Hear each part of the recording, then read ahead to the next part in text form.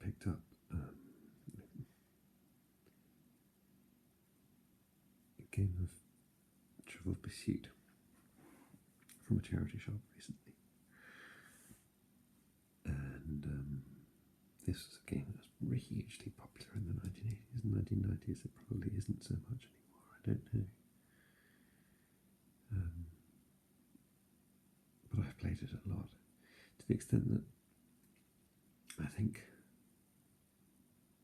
I have a slightly unfair advantage over other people when I play it, because I've managed over the years to commit quite a lot of the answers to memory.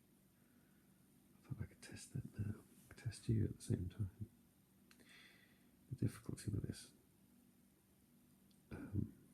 edition of Trivial Pursuit is that it turns out it's the American one.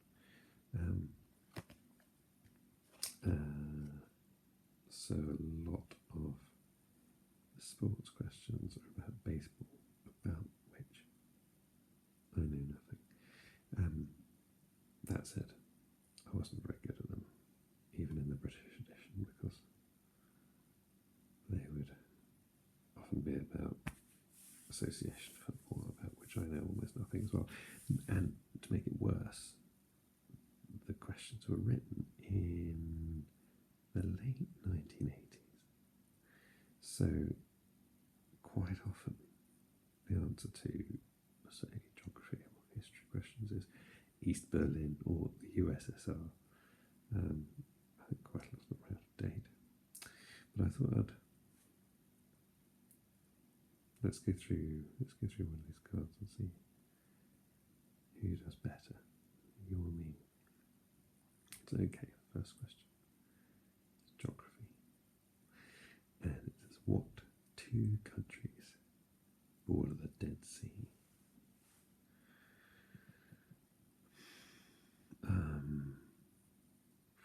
It's got to be Israel and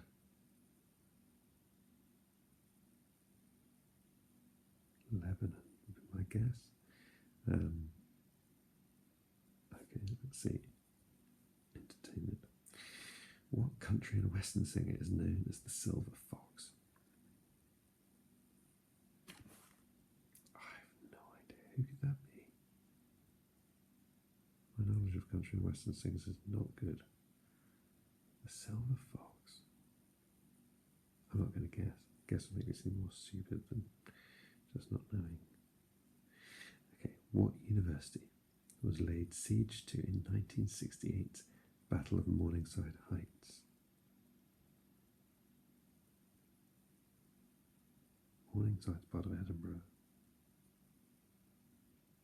I'm surprised they had a siege. I thought it was Paris that had all the big student protests in the 1960s. But I'm going to go with Edinburgh because that's where Morningside is. Okay. What plant did St. Patrick use to explain the Trinity? That is shamrock. That was arts and literature, by the way. I'm pretty sure it must be a shamrock because it's split three ways. And there was a joke about it in Nuns on the Run.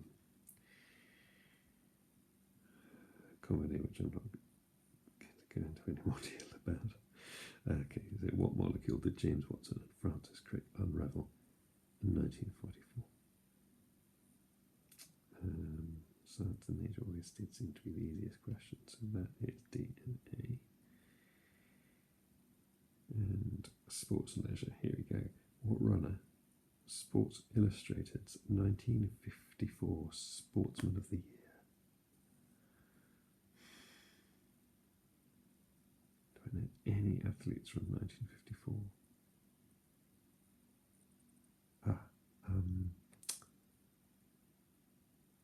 Roger Bannister.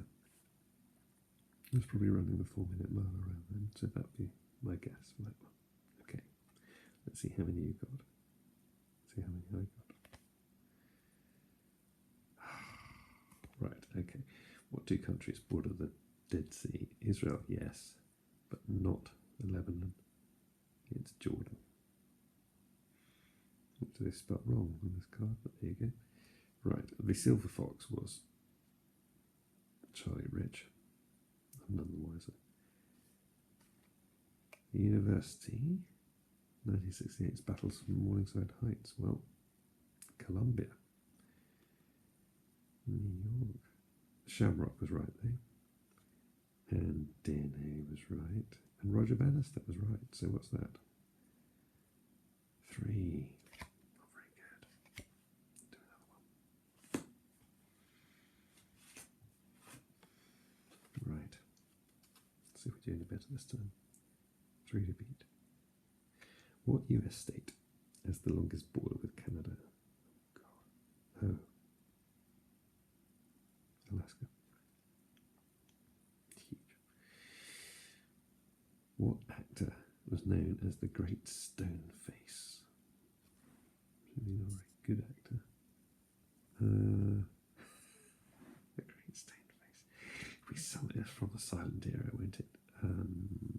Buster Keaton.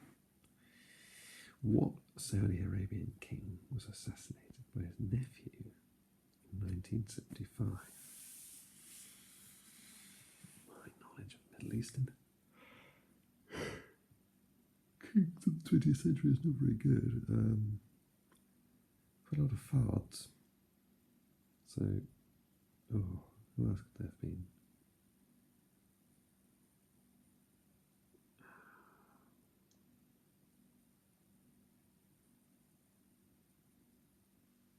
No, okay. Fard as a guess. What Chaucer poem describes a band of pilgrims setting out from an English inn? That is the Canterbury Tales. What endangered animal is the symbol of the World Wildlife Fund? Panda. And finally, what 2 suits are the one-eyed jacks in a deck of cards? Oh.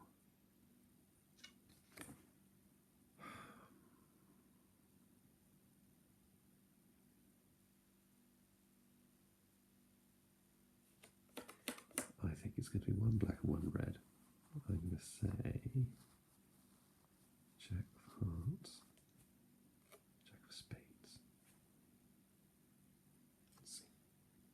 Okay, so what US state has the longest border with Canada? It is Alaska. The Great Stone Face was Buster Keaton. This is going to go.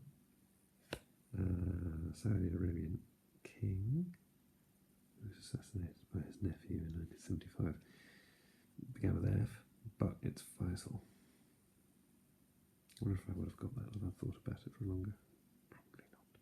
The Canterbury Tales was right. The Giant Panda was right. Hearts and Spades is right. So that's all but 1. Right, okay. We'll do 1 more.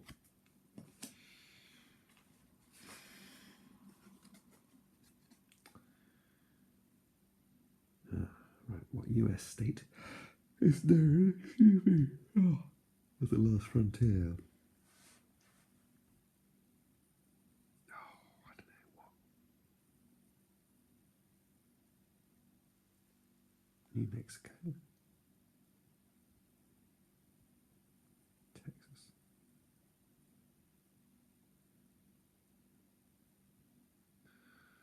I'm going to go with New Mexico.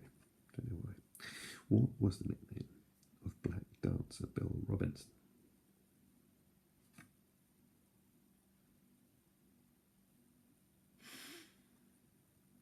I've never heard of Bill Robinson. The nickname of his, I don't know. No, I've no idea. Interesting, they pointed out his race. There you go. What did America firsters want to keep out of?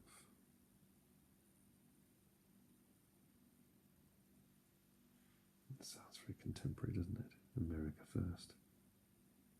Didn't realise it was a pre-Trump saying. What do they want to keep out of? Oh, I know. It'll be the war, won't it? The Second World War. Yeah. Okay. Who wrote Darkness was cheap and Scrooge liked it? Well, that's Charles Dickens, isn't it? What must have meant to member B. I must have an IQ greater than... Oh, hang on, no. I remember this. It's a genius, I think, is the answer to that one. And who captained the Courageous to the America's Cup Championship in 1977? I mean, what? I know as much as say it's a sailing question, but I can't think of any famous sailors from the 1970s.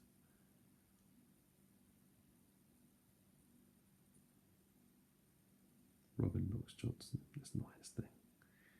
I don't know, I have no idea. Okay, right. The US state is the last frontier. Oh, it's Alaska. Okay. Belle Robinson, the dancer, was known as Mr. Bojangles. America Firsters did once stay out of World War II. Interesting. That doesn't have the resonance now. For people who say America First, I think they'd be too embarrassed if they knew that was what America First wasn't meant before. Charles Dickens was right. A Genius was right. And, oh, I see. Okay, Captain Courageous in America's Cup in 1977. Ted Turner, the media mogul, owner of CNN. Well, there you go. So what was that? Worse than before. 3. Well, that'll probably do, won't it? Sorry, this probably isn't very exciting. Thing is, with these soft-spoken videos, often it's not really what you're talking about. It's just the sound of the voice. It all hinges on whether I've got the sort of voice that you want to hear or not.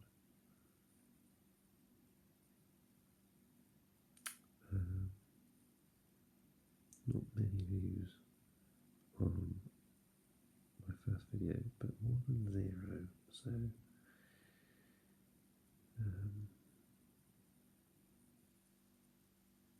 we'll see if we need to do any more